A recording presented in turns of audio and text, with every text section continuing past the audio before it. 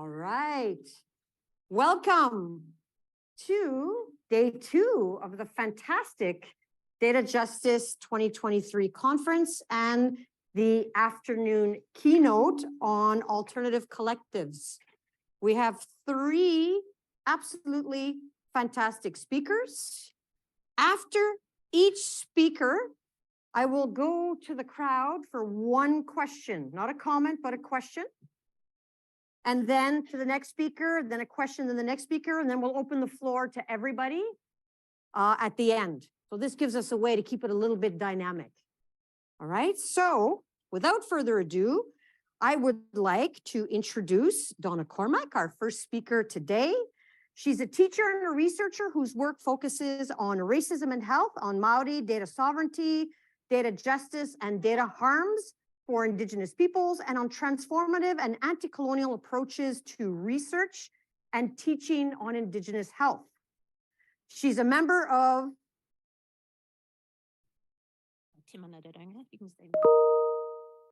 Maori Data Sovereignty, and she will say it better later.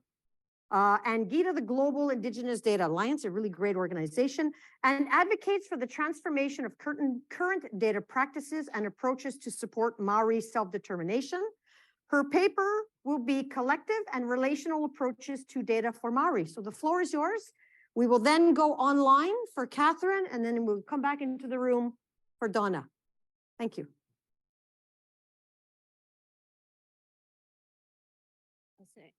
Tēnei te mihi, kia koutou katoa, ko huhi mai rongi te kaupapa o te rānei. He mihi tēnei no tētahi uri o kaitahu o Karisma moe no te Waipounamu. So thank you very much for the opportunity to be here today. In terms of positioning myself today, my tribal affiliations are kaitahu, Karisma moe, from te Waipounamu, known in English as the South Island. Colonialists weren't very inspiring with their naming, of New Zealand. I work in 2 Māori research and teaching spaces within 2 universities in the nation state currently known as New Zealand, and I'm involved in work related to data justice within the context of Māori data sovereignty and more broadly within the context of Indigenous data sovereignty. And as Tracey said, I'm a member of Te Manararonga, which is the Māori Data Sovereignty Network, and also GIDA, the Global Indigenous Data Alliance, although I'm not speaking on behalf of them today. They do know I'm talking, but I'm responsible, I guess, for what I'm going to say today. And what I wanted to think about a little in the time that I have with you today is what collective relational approaches to data that are tethered to place and grounded in Indigenous ways of being, knowing and doing offer for a radical and more just data future. An alternative that's both a turning away from the prevailing orientations to data and a turning back or a returning to Māori ways. Specifically, I want to speak to some of the recent work in the New Zealand context and in the Māori data sovereignty space around the articulation of a Māori data governance model and what that model and the theorising that underpins it can offer us for thinking about the governance of data, but more importantly, for thinking about data relations and data practices that support our own self-governance, that is, that support our self-determination as Māori. So in line with a commitment to kaupapa Māori citational practices and aligning with Moana Jackson's ethic of prior thought, I want to explicitly start off by explicitly acknowledging the collective nature of all knowledge practices. And I want to start by really, rather than leaving to my references at the end, sort of naming up front the creatives and the scholars and the theorists that I'm thinking alongside today, in particular Tahu Kukutai and Kirikowhai Makaere and other co-authors of the Māori data governance model, my colleagues in the international data sovereignty space, my friends and co-collaborators in theorising, Hannah Burgess, Paula King and Jax Aramoana, and the work of Moana Jackson, Ani Mikaere, Linda Tuhiwai-Smith, Graham Smith, and other Māori and Indigenous theorists and activists. So as others have spoken about at this conference, the logics that underpin the current dominant configurations or data practices in New Zealand, no, thank you. And the investment in infrastructure reflect colonial, positivist, and neoliberal paradigms. Data is generally conceptualized as we've talked about throughout the conference, objective, neutral, and value-free, and increasingly understood as static or stable, particularly with the kind of historic linking that is happening on a large scale in the New Zealand context. So again, as other people have already articulated, prevailing data practices represent this continuity in colonial thinking rather than any form of departure. So drawing here on Māori creative and scholar Hannah Burgess's doctoral work, reductionist orientations to the world render complex, interconnected dynamic processes into individual data points and see understanding or insights, to use a sort of government speak that's prevalent in New Zealand, as coming from this reducing down and separating, and then sometimes from the summing or aggregating together into new formations, whereby people's environments and processes are seen as the sum of parts, or as mentioned in yesterday's keynote plenary, as a fraction of a subset of our whole self. And this is in sharp contrast to a Māori understanding of the world, to a whakapapa understanding of the world that's grounded in relational ontologies, centering interrelationships and interdependence of all things, an ontology that emphasizes wholeness. And here again, I draw on Hannah Burgess and Te Kahuratai paintings work on Māori futurisms. They remind us that intergenerational relationships through whakapapa are the essential nature of all reality and are ontologically privileged in Māori thought. To be is to be in relation. Relationships constitute who we are. And within this worldview, nothing exists in isolation. When these relationships are at their natural state of balance, we are well. So a relational approach to data, therefore, means a recentering of relationships with others and with our environments. And it encourages an ethics of care where the dignity of all peoples is upheld. It supports an intergenerational orientation to the world, where data harms and potential benefits from data are thought about in terms of impacts across generations and over time. And I return to Moana Jackson's theorising here. He reminds us that the systems of values that we have as Indigenous peoples nurture our relationships, and they provide guidance for us about how to restore balance when there has been a harm or disruption. So relationality is a way of being, knowing and doing in data, therefore also calls on us to both critically theorise and carry out the restorative work that's necessary to restore balance where harm has occurred. And this restorative approach in terms of data harms is really absent from the discussions about data harm in New Zealand. If data harm is recognised at all, and it really is, it tends to be, again, as others have talked about in this conference and outside of the conference, it tends to be conceptualised within that narrow frame of the neoliberal individual, often focused on just privacy or data breaches as the only legible form of data harm. Responses to harm where they occur tend to draw on carceral logics that are so attractive to the colonial state. They centre punishment rather than any restorative values that look to the need to heal. And a relational approach to data and data practices is also necessarily collective. Colonial systems produce groups and construct populations through classification as part of ongoing attempts at statecraft to define and delineate Indigenous peoples, to ascribe rights and benefits, and to violently disrupt relationships and cause collective harm. And one example of this that's really talked about and probably willfully disremembered in New Zealand is how the government used personal data about Māori from the 1916 census to create a register of Māori that was then given to the police to enforce conscription for tribes in the Waikato-Maniapoto region.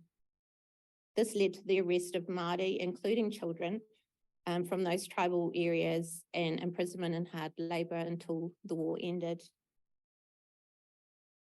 This is in contrast to the way in which Stats New Zealand, the government agency, presents itself as the trusted source and the steward of data for all New Zealanders, including Māori. So many of the prevailing ways of grouping Māori through data historically and now are these external conceptualizations of the white settler imaginary, which further, to use Bell Hooks terminology, the imperialist white supremacist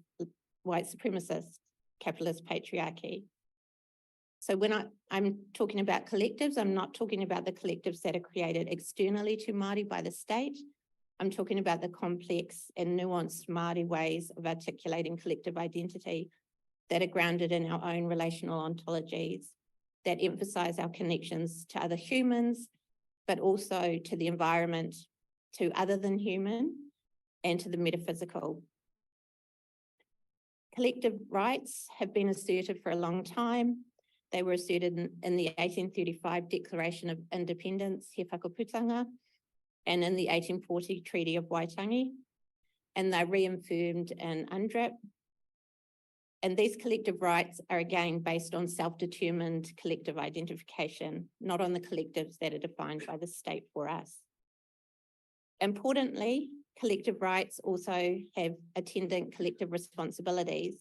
And I think this helps us to think through what might be conceived of as benefit or harm from data, and help us to articulate the types of data relations and data practices that are desirable and that nourish the ways of being in relation that get us closer to what we dream of for our collective future generations. So in the time that I have left, I want to turn to talking about Māori data governance and drawing here on some of the thinking in the recently published Māori data governance model to think through a little bit more some of the issues around collective and relational data practices. So as a brief background to the model, it was developed as part of a high-level agreement between the Data Iwi Leaders Group, which is a group established by the Iwi Chairs Forum or the Tribal Chairs Forum, and Statistics New Zealand, New Zealand's official data agency. And this mana orite relationship was signed in 2019, and it outlines expectations for how Māori data will be governed at a system-wide level, as well as, importantly, it's meant to support aspirations for a self-determined system for Māori. Again, returning to Moana Jackson's words, he reminds us that the restoration of place in a non-colonising future can only be assured with the recognition and effective exercise of iwi and hapu, tribal and sub-tribal self-determination, not as a structural subset of colonising government structures, but as a basis of constitutionally independent polities. So this is an important part of the data model, the recognition that we're not trying to get representation, I guess, or inclusion or reform just of the current models, but the only way that we can have a decolonial data future is to return to our independent and interdependent ways of governing ourselves. So the vision of the model, Tuia Te Korowai or Hineraunga, is about data that will support self-determination for Māori collectives to realise our own aspirations. And it was developed by a group of us with a lot of support and contribution from other people in the community. And here I also want to acknowledge the First Nations Indigenous Governance Centre, who met with us several times over the development of the model and were incredibly generous in the sharing of knowledge and experiences. And it was developed after a process of a couple of years of co-design workshops and conversations between Māori and government agencies and kind of executive leadership level in the government about what governance for Māori data across the whole data system in New Zealand could or should look like. I don't have time to talk through all the different elements of the model today. There are 6 outcomes and 8 data or pillars, but I thought I'd talk about maybe one in the time I've got left that will touch on some of the concepts I've been talking about collective and relational approaches to data governance, really. Thanks. So under the data infrastructure pillar, it talks about the need for distributed and decentralized data systems. And again, it's not a new idea in the data justice space, but from a Māori standpoint, it's deeply embedded to our connections to place. And so it proposes data governance that provides for localized and place-based governance, where the data and the decision-making about data are with or as close to the communities the data relates to or comes from.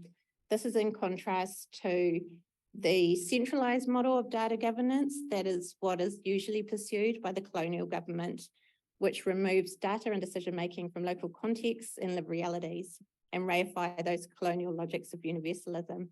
And we really saw how important localized data governance was during the COVID-19 pandemic. The government immediately reverted to top-down centralized universal approaches that were ineffective and racist. And in contrast, Māori communities mobilised at local levels to work with and for communities with information that they had and already existing trusted relationships to provide appropriate, trusted and effective responses. So I think this is a really exciting space. There's a lot of work happening around instituting place-based local systems and structures, developing ways to share with other collectives, and that balance of interdependence and independence in governance.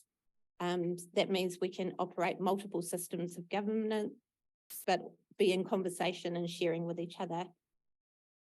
I think I've just going to move to the end.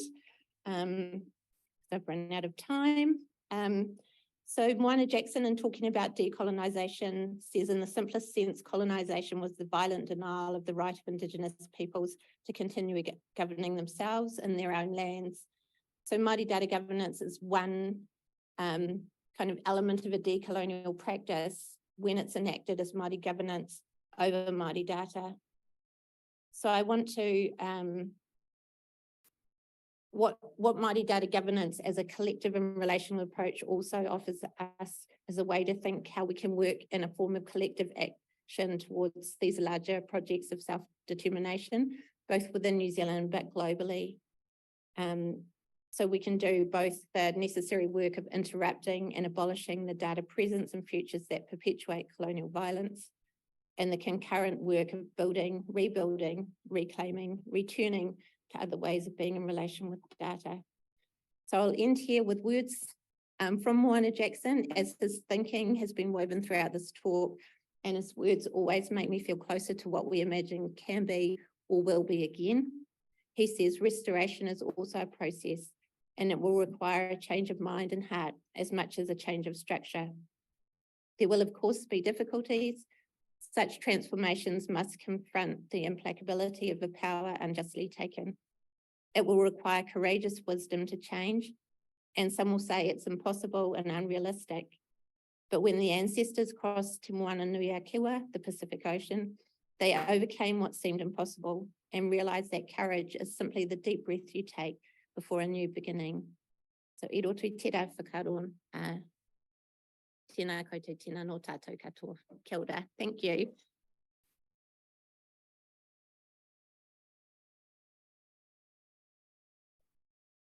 One question.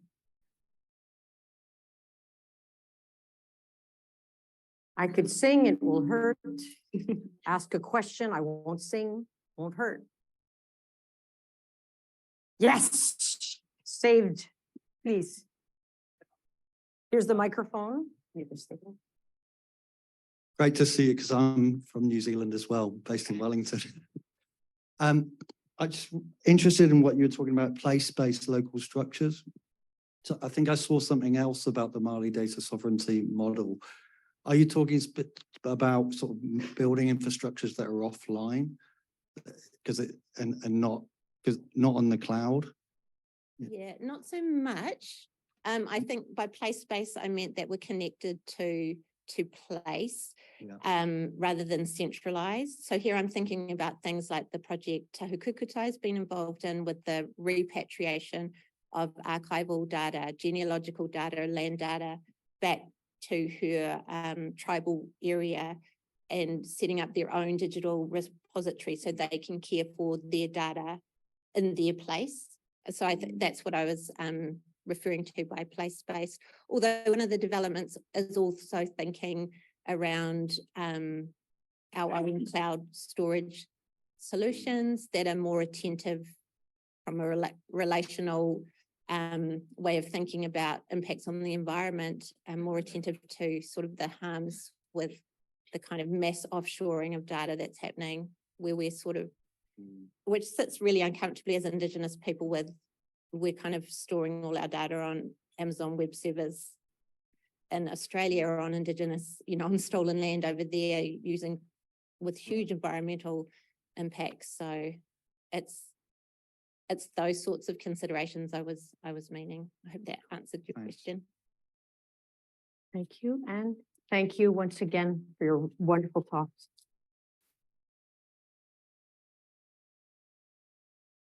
We're now moving online. Oop, so don't worry about it. It's just water. It's only water. We're okay. There we go. For our next speaker, which is Catherine D'Ignazio, Associate Professor. There she is. Associate Professor of Urban Science and Planning in the Department of Urban Studies and Planning at MIT.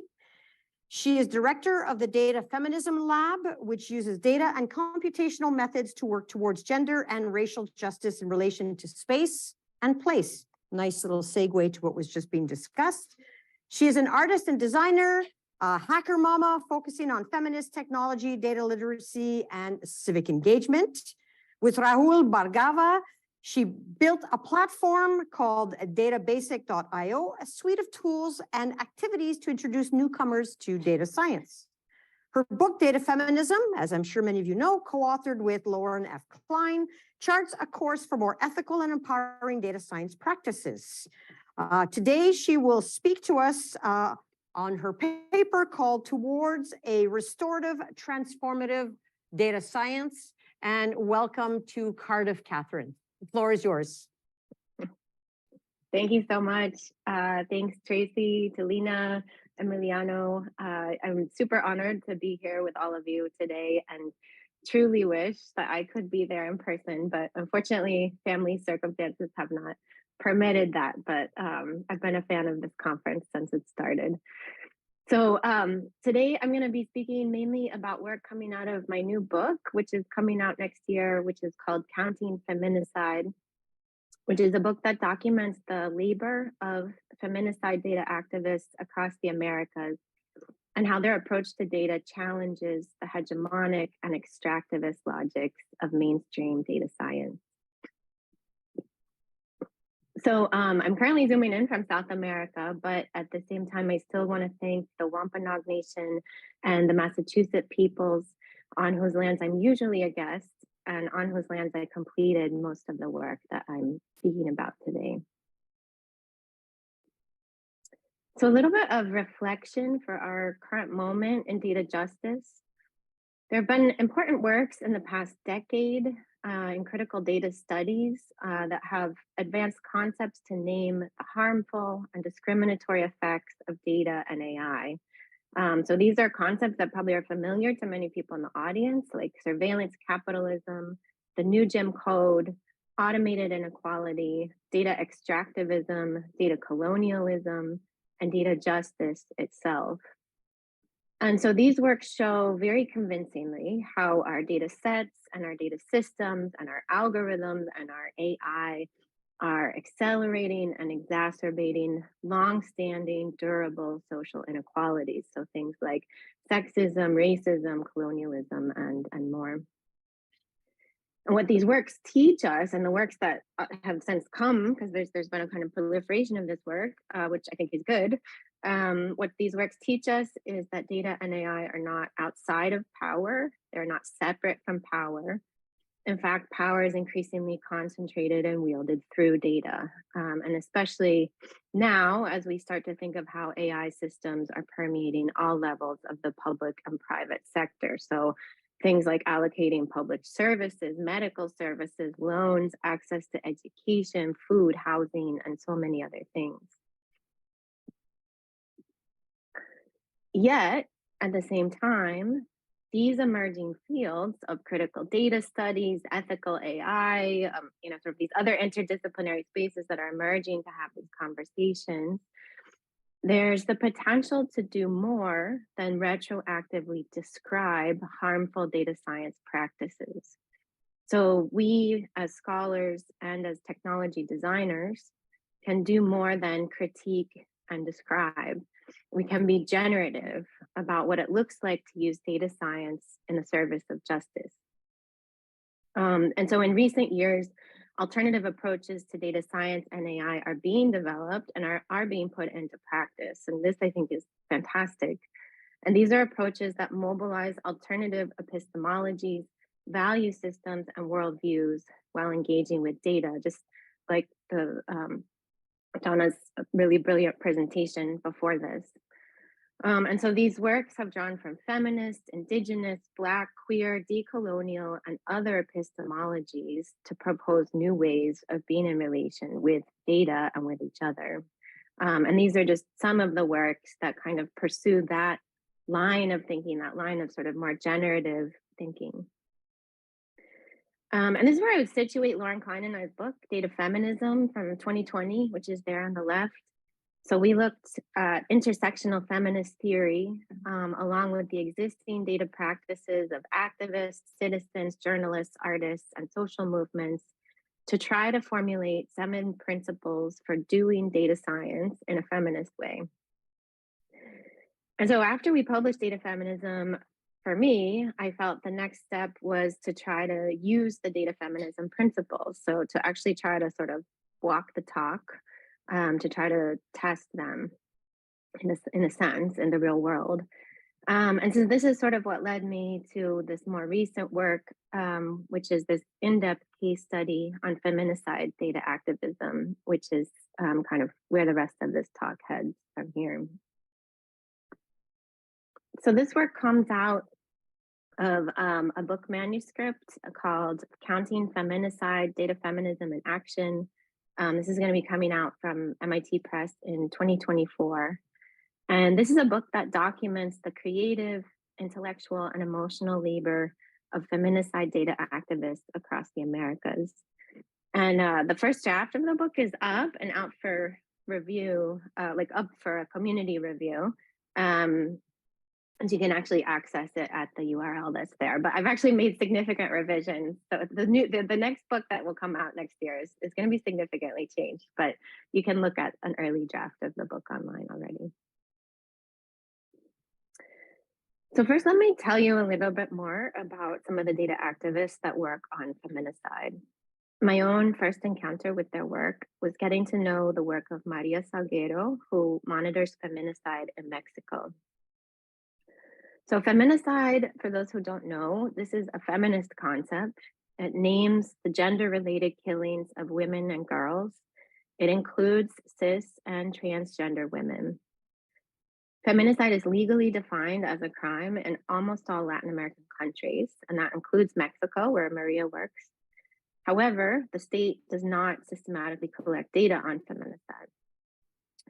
So this is the subject of emerging public anger in Latin America and beyond, because of the way in which the state neglects to fully implement its own laws and provisions. And so, frustrated by the lack of action and the lack of information, Maria Salguero has single-handedly compiled the largest archive of feminicides in Mexico. She spends 2 to 4 hours a day reading news articles about violence and then logging feminicides on the Google map that you see here. If you just take a second to think about what this work entails, you can try to imagine the emotional and mental toll that reading 2 to 4 hours of stories might take on a person. And these are stories of violence. Maria takes breaks for her own mental health. By using her database, she's helped families locate loved ones. She's provided data to journalists and to NGOs, and she's been called to testify in front of Mexico's Congress multiple times. So her work constitutes this practice of counter data production or activist data production that steps in when the state and other institutions are systematically failing to ensure the basic human rights of their people. So Maria Salguero's work has received a lot of media attention. She was actually just nominated one of the top, she's nominated by a national magazine as one of the top fighters for women's rights in the country. But in fact, there are many observatories and violence monitoring projects around the world.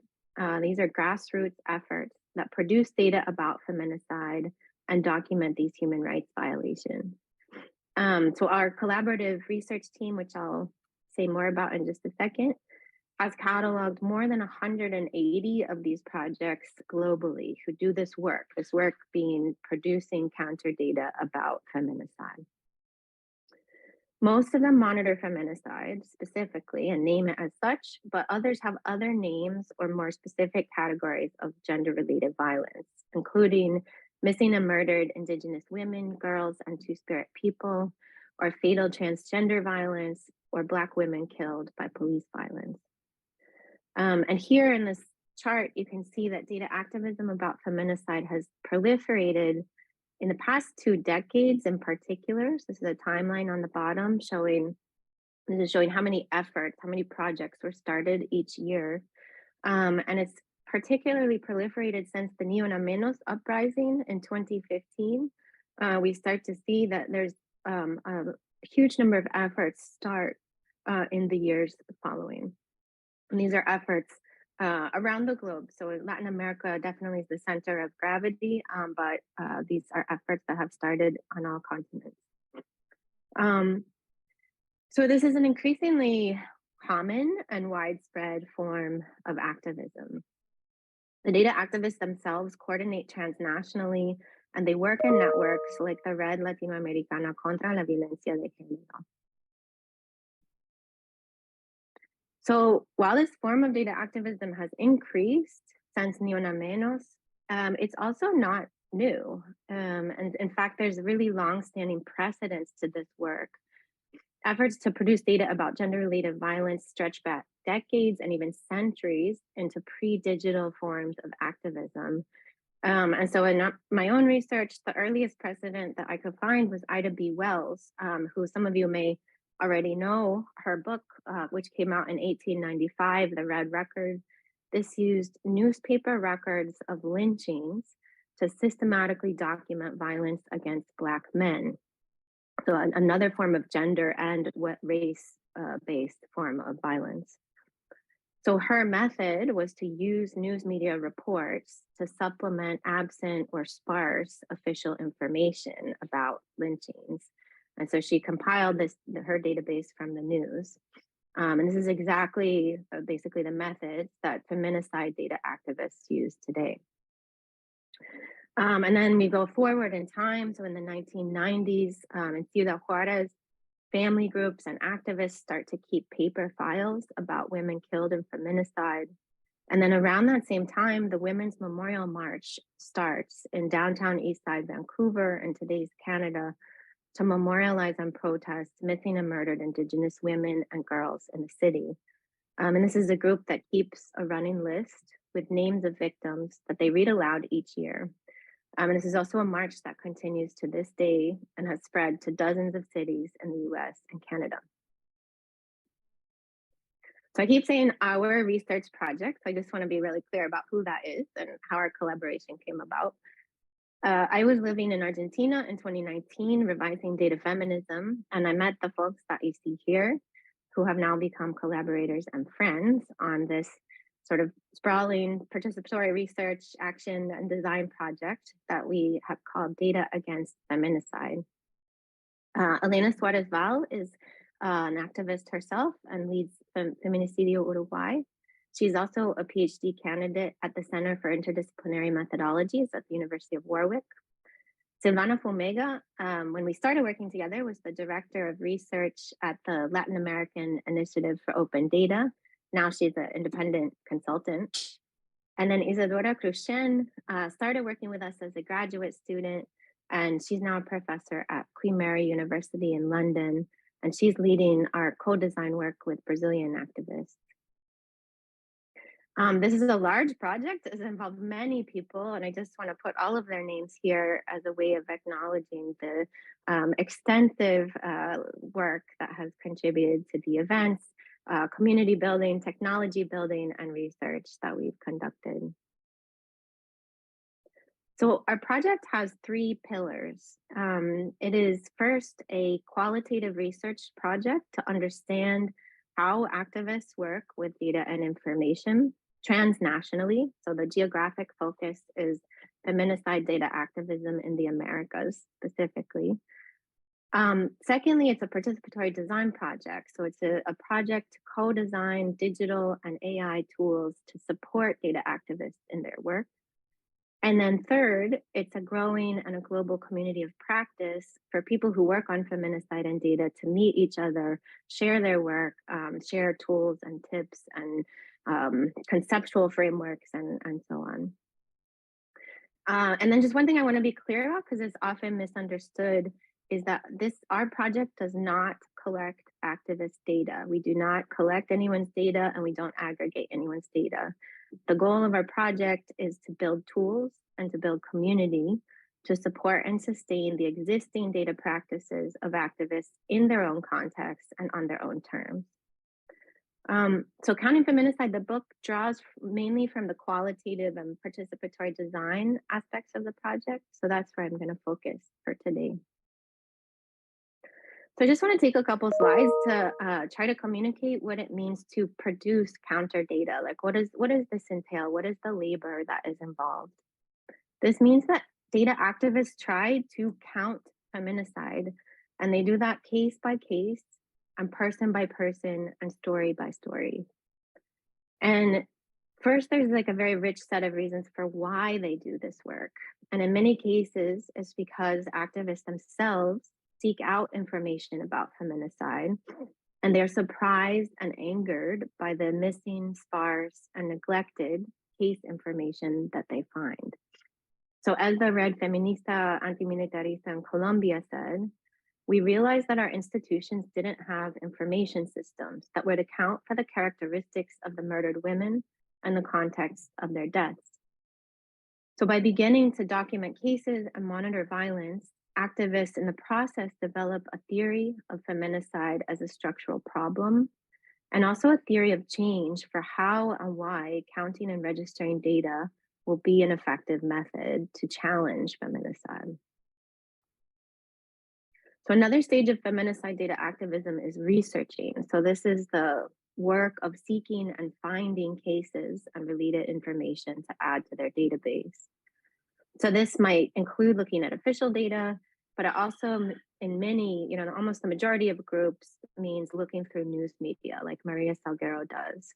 And so often individuals or groups need to read many articles about a single case in order to find, triangulate and verify details about a case. This work is extremely time consuming. It's also extremely difficult emotionally and spiritually. And it's made even more so because the press report about these cases in extremely misogynistic and racist ways.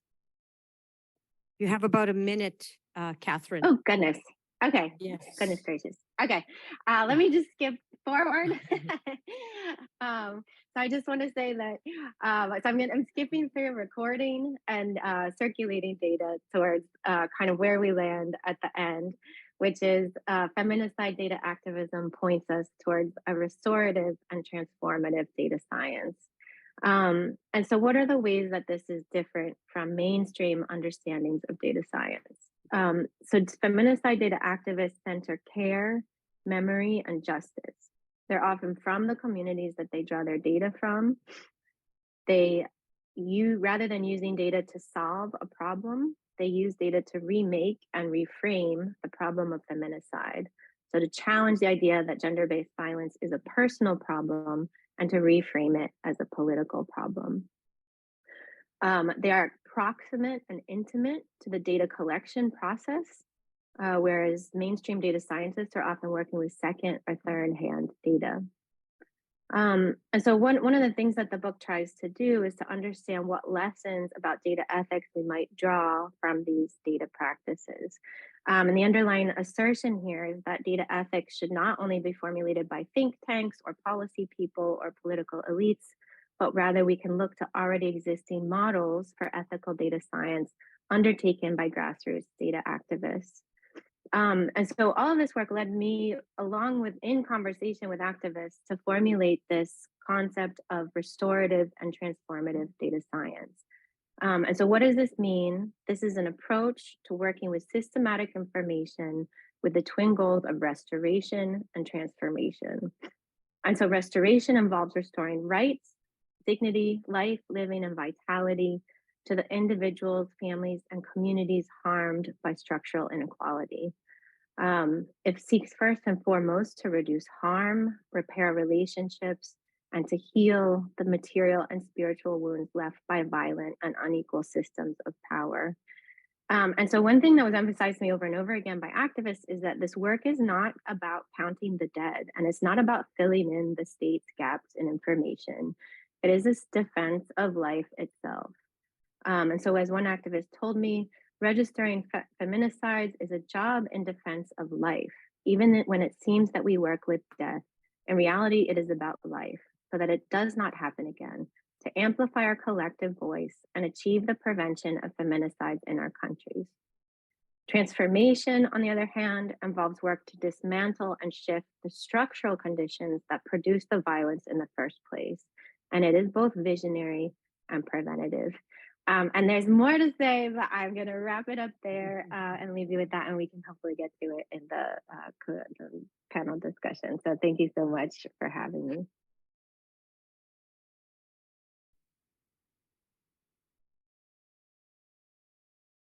Thank you so much, Catherine. Is there a question from the floor?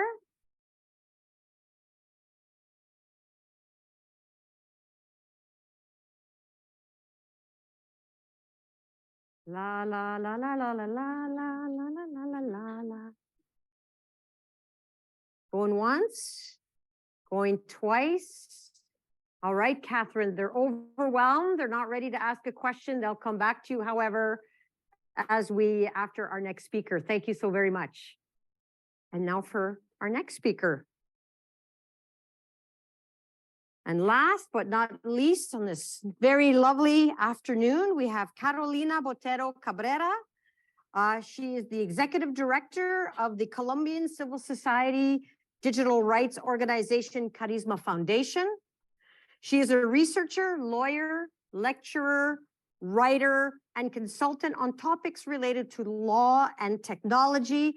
And Karisma won the Index Censorship Freedom of Expression in the category of digital activism. Congratulations. She was appointed as an international expert for the UNESCO recommendation on open science. Catalina is also a member of the board at Creative Commons and the CSAC steering committee at the OECD. She writes frequent op-eds in local media, most notably El Espectador and La Silavacia. Did I say it right? That's okay. More or less. You know, it's risky. It's risky. She works for a world where human rights and social justice guide the development and the deployment of technology. Thank you very much. Thank you, Tracey.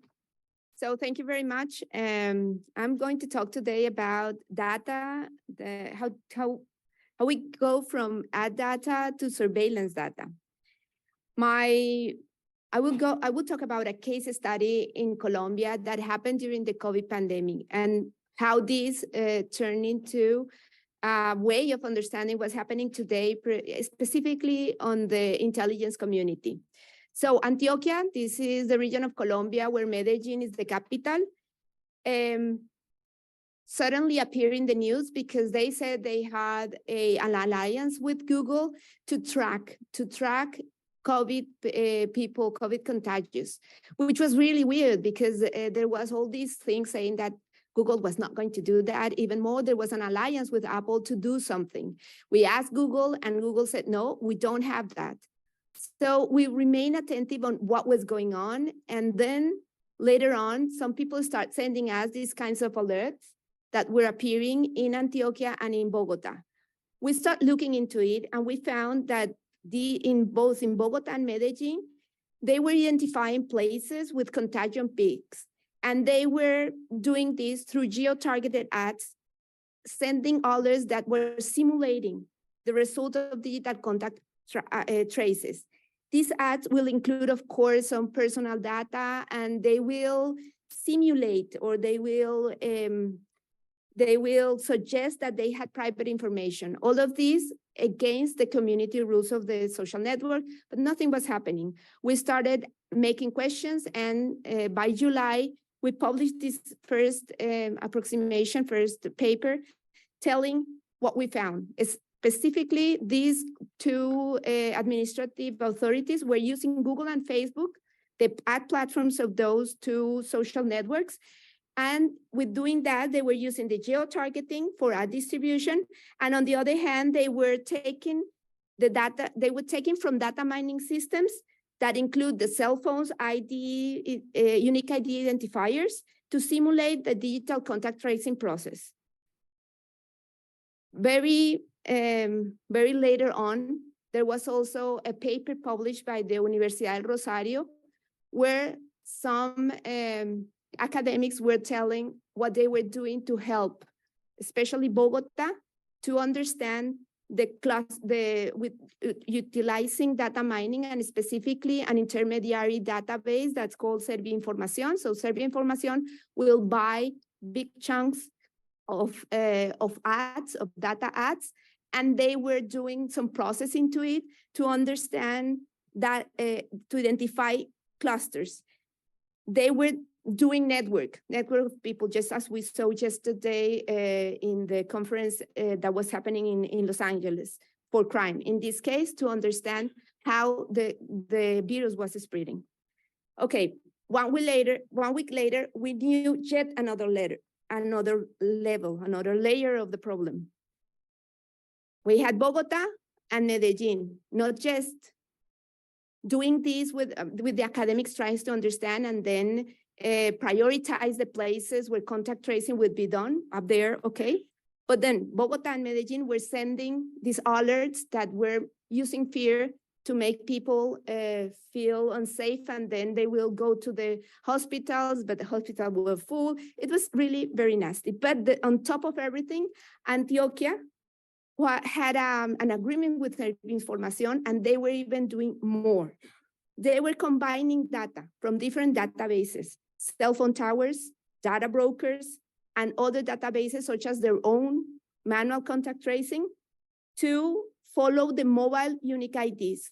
So they will go find one person that was contagious, they will de-identify the ID number, and then follow those that were close and continue like that. We did this kind of explanation back then of people, how they use their phone, the kind of geo-reference data that was gathered, how that will help geo-reference specific places in the city that were having peaks of contagion. And from there, how Antioquia was de-identifying people and then following them back. After we published this, Bogota fastly stopped the alerts. We don't even know what happened in Antioquia. It took us 1 year later to do a kind of reflection on what had happened, because this was not the only way that data was being used. Of course, Colombia had contact tracing. There were many other cases of use of data during COVID, among them these, and there's a chapter on this. One of the things that we found out and we identified there is not just that this was deployed without any information, but also there is no information on whether at least the academic part of the process even worked for decision-making during the pandemic. There is really no feedback, no information on what happened. And it was not the only academic project that started with this kind of data. So I believe that it is important here to highlight that during COVID-19, we had a massive collective data, of course, but it was also a massive experiment in many layers, including data. The urgency allowed for an amount of decisions that were fast-tracked, not consulted, and there are not even assessments of that. But in this case specifically, the academic use oriented to better understand the social context that should have facilitated the spread of virus and the prediction of its behavior could even be understandable. It kind of was an interesting measure to take in desperate times.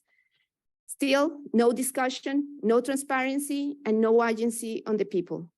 There was confusing information. Antioquia saying we have an agreement with Google, the other one saying how we are doing this only to find clusters, but then finding that the administrative authorities were sending alerts with all the discussion whether contact tracing, digital contact tracing was good or bad with Bluetooth. Imagine doing that just with the publicity ads.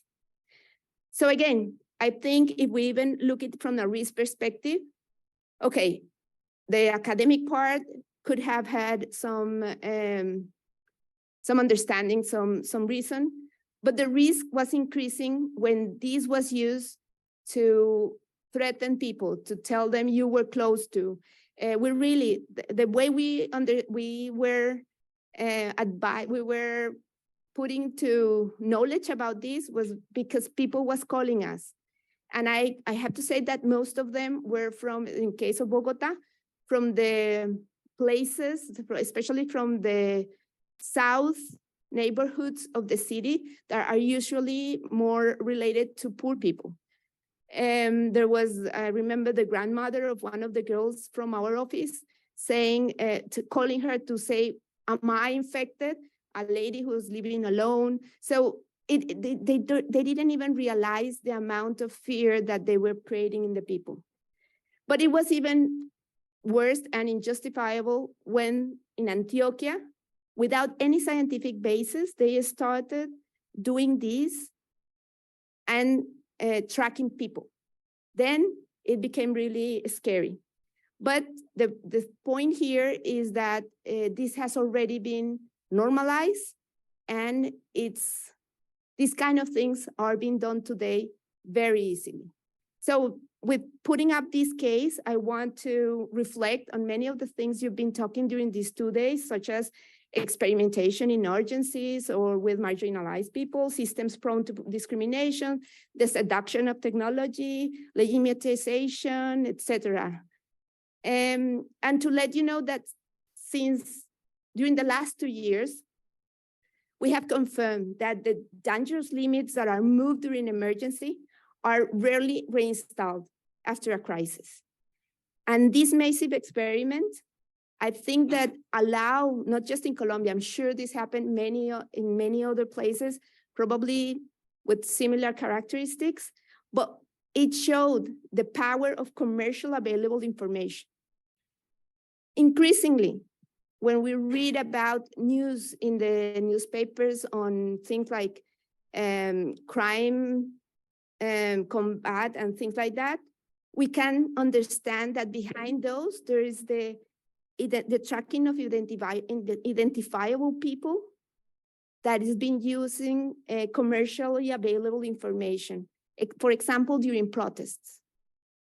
And I think I finally confirmed it with a recently published letter from the Office of the Directorate of National Intelligence in the United States that is precisely saying what do they mean by commercially available information. They make an initial assessment and they make some recommendations on how the intelligence community can continue to use it. Basically, they said these data sets are publicly available information, therefore information that can easily be used through OSINT techniques. I remember when we spoke with some of the academics involved in the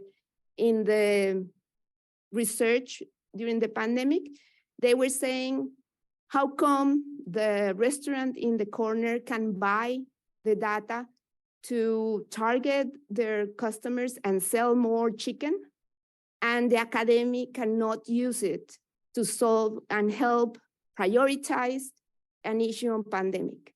And I agree with him. I can relate to that. But the truth is that's exactly the same argument that community intelligence is using today. And this has nothing to do with consent. This, of course, has nothing to do with whether you want or not to be there, because this data is in everyone's phone and will be connected with any other one person phone. So I think there's more research needed in these kind of situations. There are huge human rights impacts, and we still need to understand how are we going to enforce those remedies, and I even think, how are we going to resist this kind of situations? Thank you very much.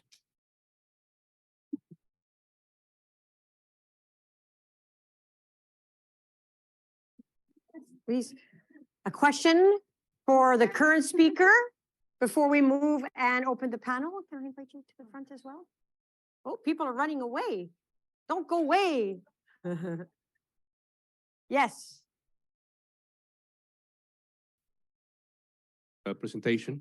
Maybe you mentioned it, but maybe I missed it, or it was not dealt in depth. So I wonder if you can just tell us a little bit about the legal framework in Colombia for this, and if you are also involved in changing some parts of the law so that this is better reflected in the Colombian legislation. You know, the legislation that supposedly would be kind of banning this kind of activity. So the easy answer is there's no regulation, but of course there's a more complicated one. As a lawyer, you always say depending, right? So there is a system. I mean, Colombia, for those who doesn't know, we have had a very difficult, violent history. For over 50 years, we've had a civil war that has ended with a peace agreement. But in around 2000, the intelligence State Department had a massive program to tap people. And they were doing interventions, they were doing communication interceptions with judges, opposition, and everyone. This led to a very interesting reform in intelligence. That is interesting. There are lots of guarantees. It's good. I mean, for general standards in Latin America, it's a good law, but it's not applied. And it has nothing on new technologies. The point is controls, even if it includes controls, the controls do not, the oversight mechanisms are not working. There is a committee in the Congress that has never been able to do nothing because the intelligence community does not give the clearance to the senators to do the job. Things like that. It's always a procedure matter. So we are, right now we have a shift of government. There is a new left government who has been the one that has been always surveilled. So there seems to be an interest on changing some parts of the law, and we have insisted that they have to address new technologies and they have to address oversight and remedies. Whether this will happen in the next 2 years, that's something I don't know, but at least there's a political interest right now.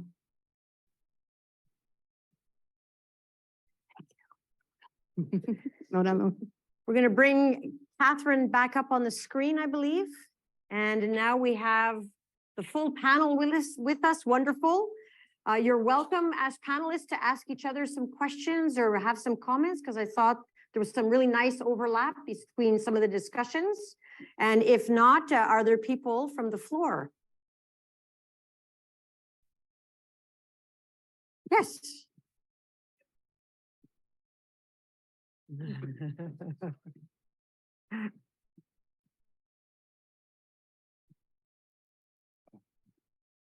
Sorry, thank you, Anna. Probably the most sport you have done in the last 20 years as an academic. Thank you very much, three of you, for the fantastic presentation and for taking us for very different parts of the world. But as Tracey mentioned, there's a lot of connections, luckily. So it means a good news for the world around us and for our future as humanity. I do have a question for Catherine. So listening to you made me think that we probably have to pin down what we mean exactly by data science. So in my own university, there is a lot of emphasis on developing data science capabilities for all other faculties. So there is a push from computer science to instill us, sort of poor, ignorant people who handle data, but very small ones, with the necessary knowledge to scale up our research and really achieve whatever impact you can imagine. And but listening to what you're talking about, I realized this is probably not the same data science they have in mind. So I would like you to, if you can clarify on that, and then also probably just planting this beautiful, rich community here of experts in critical approaches to data.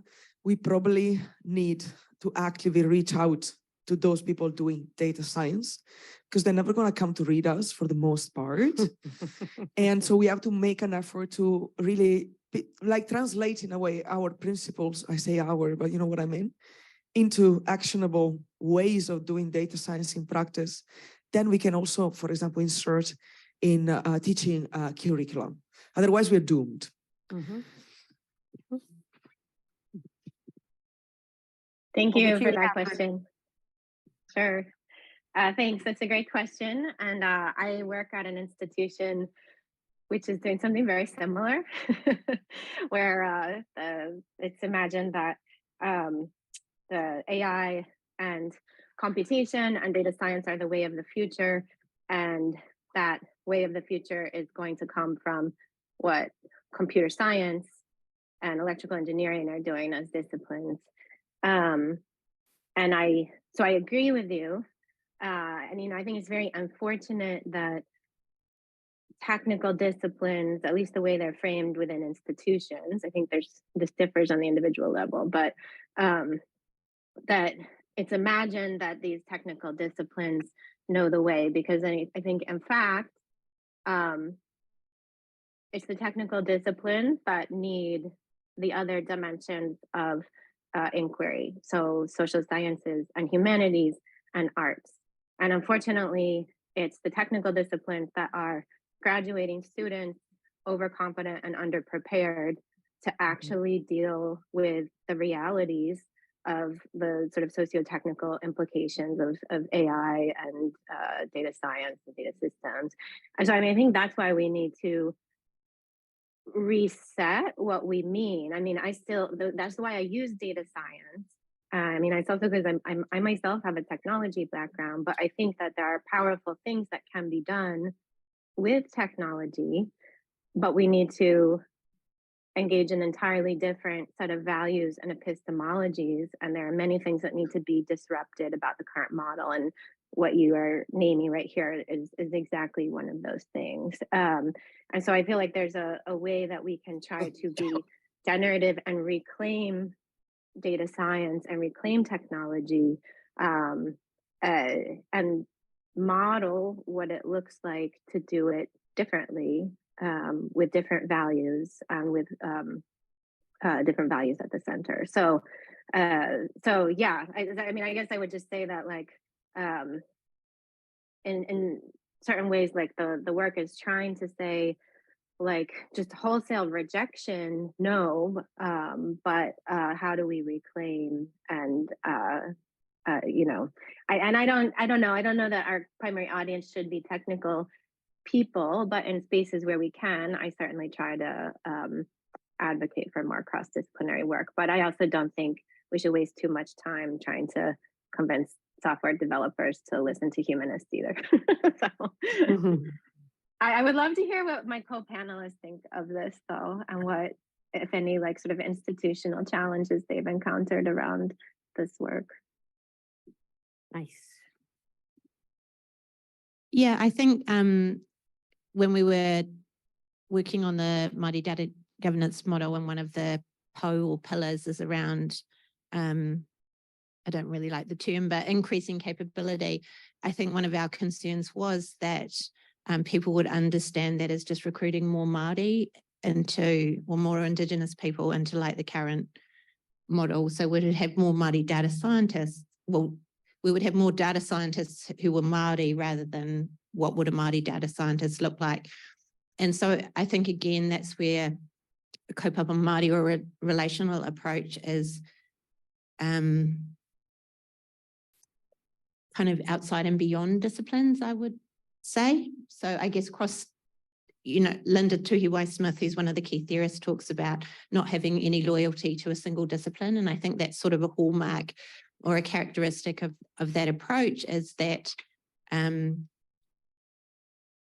when I think about what the capability I would need in my community to care for data in the way that I want it to be cared for, I don't think of like a kind of a data scientist as a person. I would think about what are the particular characteristics or attributes and skills that we need to care for data in a way that is just, and then find the people who embody those skills, if that makes sense. So it's sort of a different approach than thinking about, I guess, change to data science. Sorry, I lost my train of thought there. But I think I was agreeing mostly with Catherine as well about the importance of kind of cross-disciplinary, but also sort of beyond disciplinary work, starting from what we need and then working with people to nurture and develop those skills without labeling it or containing it within the idea of a discipline. Yes, I agree. Well, I think it's very interesting because in many cases, in your case, Catalina, it might be data scientists that are doing the ad data. It might not have carefully reflected upon their practices. So if you had an opportunity to speak to data scientists, perhaps, what would you say in this context? Or how do you think you might sensitize that group towards thinking about the issues you encounter? Because they're really quite egregious situation. Yeah, well, I was trying to think but I kind of fully agree. In Karisma, we have a multidisciplinary team, and it is only by doing that you can really assess many topics. And I was thinking that a few years ago, we had a huge problem in Colombia and in Latin America in general with digital security for human rights defenders and activists and so on. And it is very hard to find people that could relate to their needs. Usually digital security, just to put it like more where I know a little bit more, digital security are thought for corporations, for the private sector, and they do not understand the needs of people, of ordinary people, and in this case, very much at risk people. We started a curriculum to teach some of them the nuances of dealing with human rights defenders and probably ambientalists and people who live in very difficult rurality conditions on technology. And it was really hard, even if they were Colombians.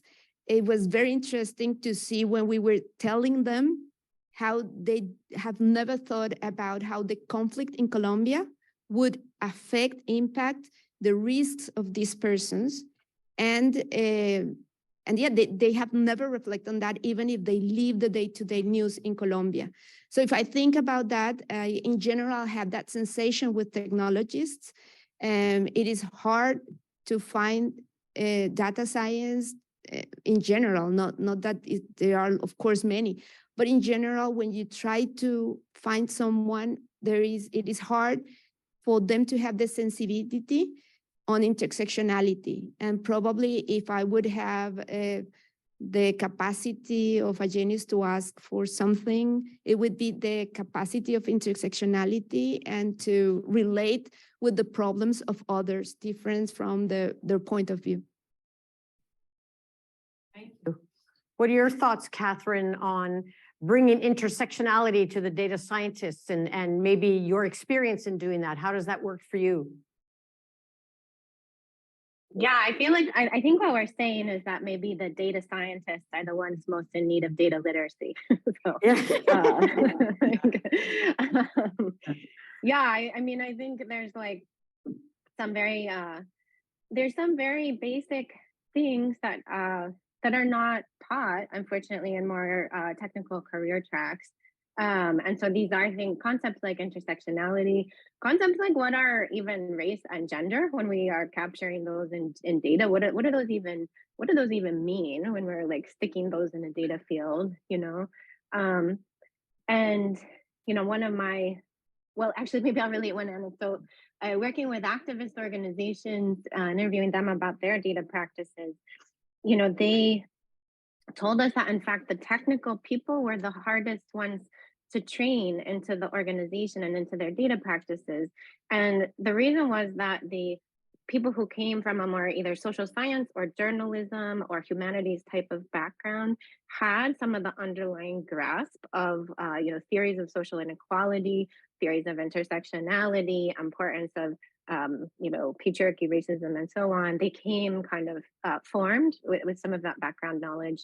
And it was easy to teach those people technical skills, whereas it was much harder to go the other way. So it was much harder to go from people who understood technical skills but did not have any of this background in these more sort of not hard, again, basic concepts, but maybe hard to transmit once a person has been formed in that direction. So I think one of the things that we can, one of the things I would just say that I try to do is to build those bridges. And so to be working with folks who have been formed in a technical career, but to start to build bridges into like how they can begin to think in those directions. And it can be surprising how little education they've received in that regard, but then it can be really enlightening once the doors start opening. And you know, I think there's just a lot.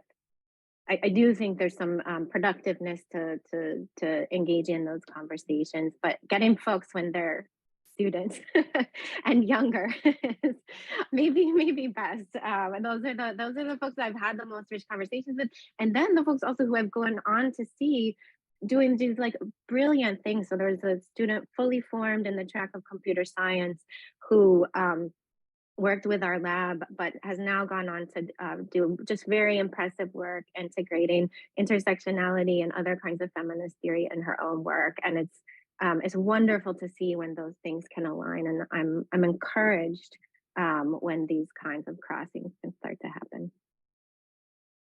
To go to the floor at the very back.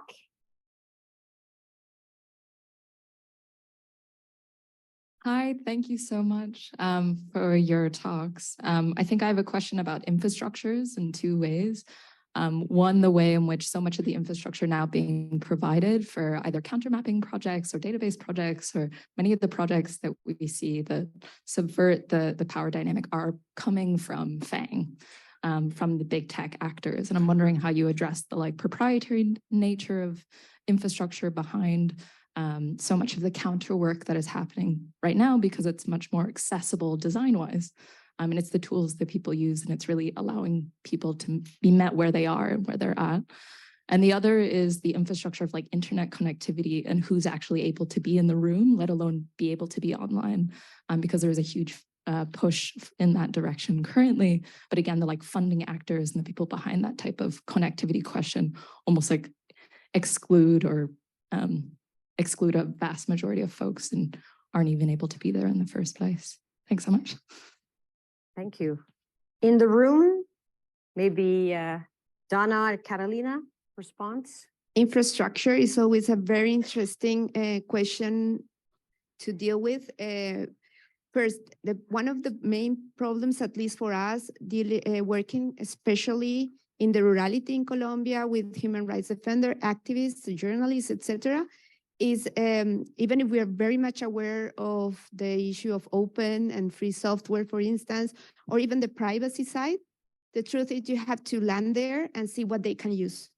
Because just the fact that there will be probably a bad quality of connectivity will not allow them to do many things. Using Signal, for instance, is hard when you don't have a good connectivity, because in Signal, prioritize privacy, it makes it harder for functionalities. WhatsApp is much easier. Plus, in places like Colombia, it's zero rated. For those who doesn't know what zero rate is in Latin America, it means that the cheapest plans to pay for cell phone is it has data caps. So when an app is zero rated, means that it is not using the data cap. It's for free after that. And that has meant that in many countries in Latin America, apps like WhatsApp or Facebook are massively huge. 95% of the people will use it just because it is for free. If you don't have it, like the luxury of deciding not to have WhatsApp, it's something that is for few countries. In my country, if you don't have WhatsApp, you are not connecting with a lot of people. So you really have to go and see. For us, it has turned into how do we teach them how to use WhatsApp safely? Because things like they will get for instance, a leader, an Afro woman leader who receives some files she can not read in her cell phone or she needs to print. She'll go to a cafe, an internet cafe, to download it, and she puts her WhatsApp there. She does all the stuff and she leaves. The WhatsApp remains open there in the cafe and it's left like that. That was things that we found during our work with communities. So the first thing is, okay, she's going to use WhatsApp. There's nothing we can do against that, but we can teach her how to do WhatsApp well. And at least WhatsApp, it's end-to-end encrypted. There are things good. Similarly, with all the Google suite, the first question is, who's your enemy in this case of very at-risk communities? And sometimes it's better for them to use Google. At least Google is taking care of the digital security part, because oftentimes they don't have the resources to deal with that. So I think it depends on the community. There are lots of things to consider. If you are working with other communities in Bogota with a little bit more of capacity, access to technique, you can do other things.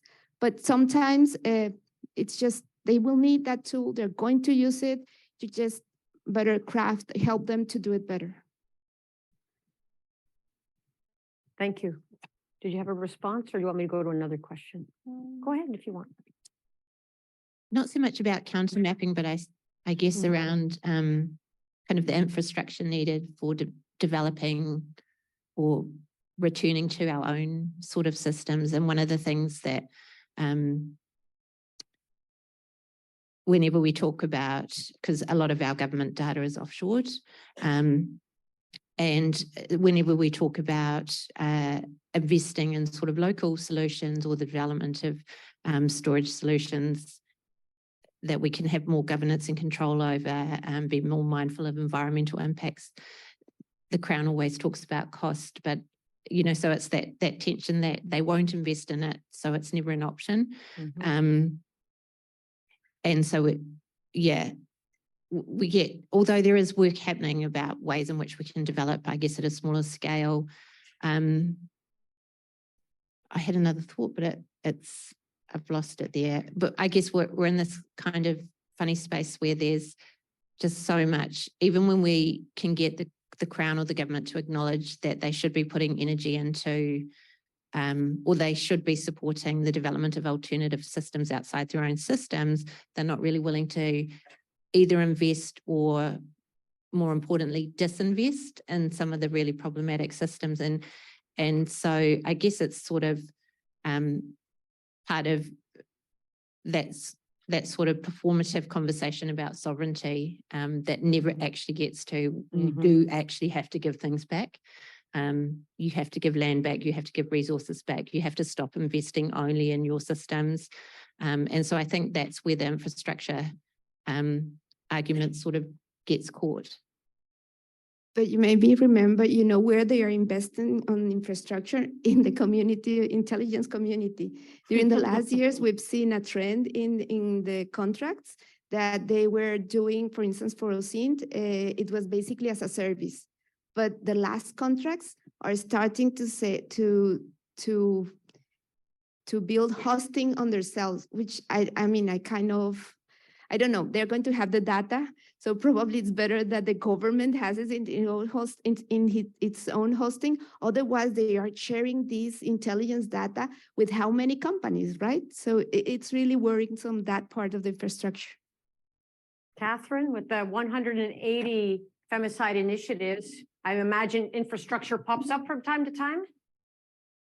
Yeah, in fact, I have a whole chapter in the book where we're trying to figure writing through the case study where our team developed technology with activists, but we run into exactly these kinds of concerns. And in fact, and the chapter reflects on those, because at one point, the system that we built, it's a tool that helps activists find cases that they're looking for. That at one point, our system goes down because our system is from academia.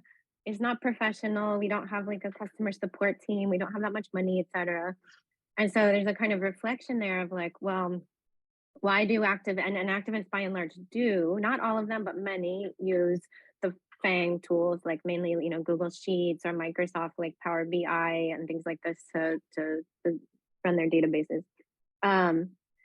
And yet at the same time, and that's a very rational choice, because those are the services with the most amount of uptime, right? And a small project out of academia wouldn't be able to guarantee that kind of uptime and level of service. But this infrastructural question is something we really need to think through, and it's something that I raise in that chapter, because if there are only global multinational corporations that are well positioned to deliver infrastructure, this is a problem of organization of resources, right? And so we need to find different funding models to fund infrastructure. And that's where my former advisor, Ethan Zuckerman, has a really great line of research right now on what it would look like to have digital public infrastructure. So what are these alternative sort of funding and resource and organizational models that we can look at, and not just say, oh, but only the big tech companies can do this, because there's a kind of relegation of both data with some important security concerns, as Carolina is pointing out, but also the community autonomy, self-determination, and sort of values questions are all embedded in infrastructure as well, as Donna was pointing out. And so I think we need to, again, be generative and be creative. And also we need to think at scale. We as a kind of activist, technologist, and critical community, we need to try to think about our own level of scale, because we can all think at the small scale, and we can do at the small scale, and we can make sort of these models or prototypes.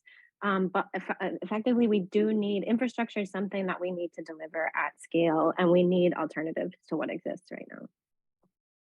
Thank you. So almost an activist open street map, something in a different type of context, because that's a very interesting free infrastructure that was created over time.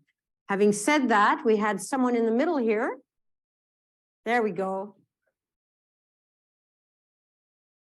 There we go. And then we'll come down here at the front. It's me, right? Okay. So thank you very much for your talks. I have 3 questions and for the 3 of you, sorry. So the first one is regarding what Catherine was saying about so what does it mean to reclaim data science from a political perspective? Because, you know, like your project, if I looked at from a left perspective, it is super interesting and it's super necessary. But what if like far right or other conservative parties reappropriate this data science in order, for instance, in the context of migration, to track the number of migrants that arrive to Europe in order to build their narrative against migration and asylum seekers. The second question is regarding infrastructure also. It was super interesting, that debate. So thank you for that question. It's more about physical infrastructure. So what happened about like all our digital devices that we know that they are crafted through exploitation? So how do you challenge also this in your organizations and within your projects? And finally, last question I think is more focused for Catherine, is are you also in contact with like other Ni Una Menos organizations in South America, like for instance in Argentina? No, this is a country where it was created this movement. So are you in contact also like with other organizations and other grassroots organizations in Mexico that you know, in order to so I'm thinking about not think about us without us, no, this principle that is in the Shasha Constanza book. So also, are you also taking into account this principle within your project? And thank you very much.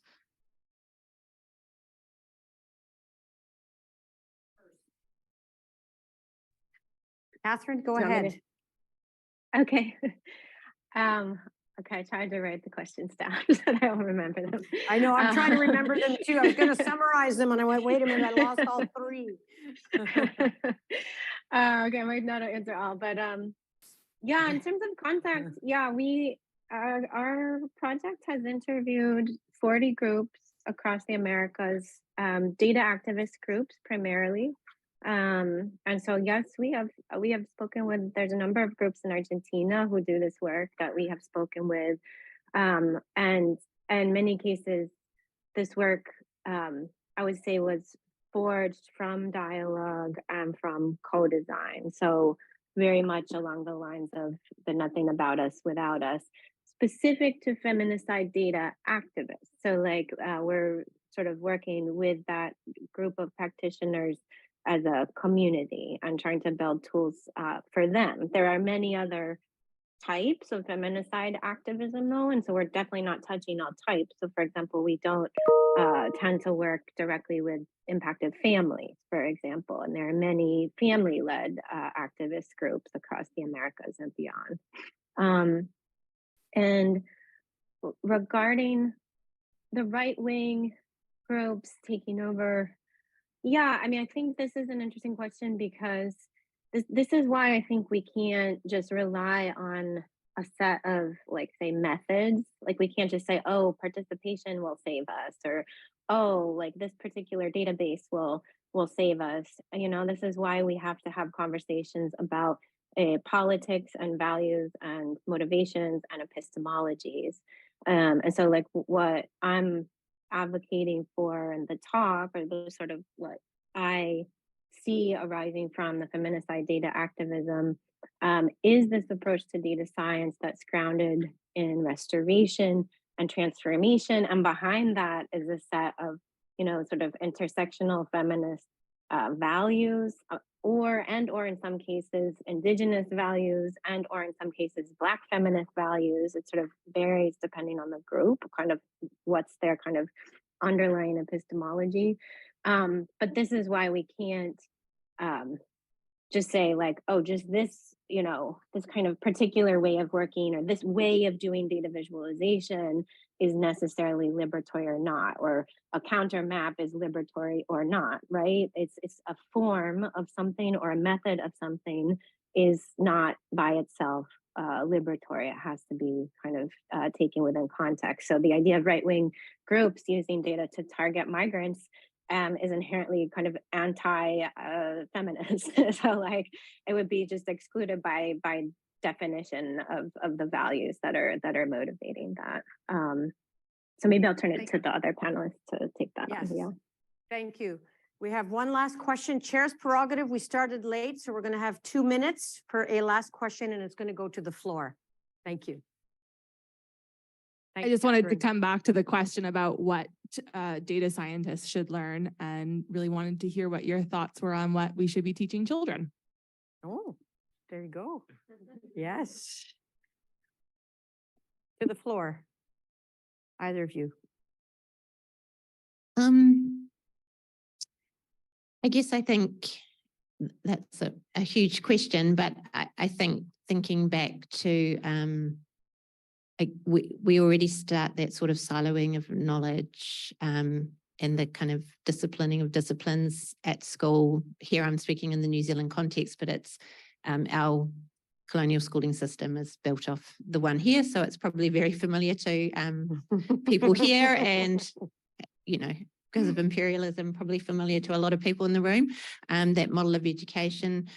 But I think increasingly there's moves to kind of a much more integrated curriculum where there's nothing in our legislation, for example, that actually says we have to teach subjects individually, yet we do. We're so disciplined into that way of thinking about knowledge in the kind of westernized education system that it seems radical to like teach science and, I don't know, theatre in the same class, but there's actually nothing really radical about that. It's an entirely possible reality in our current, within even our current education system. So I think that those moves to a much more integrated education system that isn't bound to kind of disciplines, and that, I mean, yeah, I don't want to, it's a really big question because I'm like, our education system is also about training people for kind of a capitalist workforce as well, kind of tracking people into a profession rather than thinking about what do people need to be a good citizen. So I think it's probably as much about the pedagogy as what we teach. I think if we can teach people to think across knowledge systems, be open to the idea of multiple systems and multiple ways of knowing, and open to the idea of like a really cross-disciplinary, transdisciplinary, anti-disciplinary kind of education, then the content is probably, it's important, but it's the openness to the expansiveness of multiple ways of knowing. I think that's really what I would want to be teaching. So I guess that's more of a pedagogy than content. And the last word for you, Catalina, to take us home. Probably in the same line, I think technology is a tool, and probably we have to tell them that it's a political tool as well, as Catherine said. So we need to go back to interoperability, to the capacity to use a tool and not just to use and to frame a tool and not just use whatever we have in the market. But that has to be done since the school. Later on, you just know Windows, and then that's a problem. Thank you very, very much, everyone. Thank you for your great questions, and thanks for the great panel.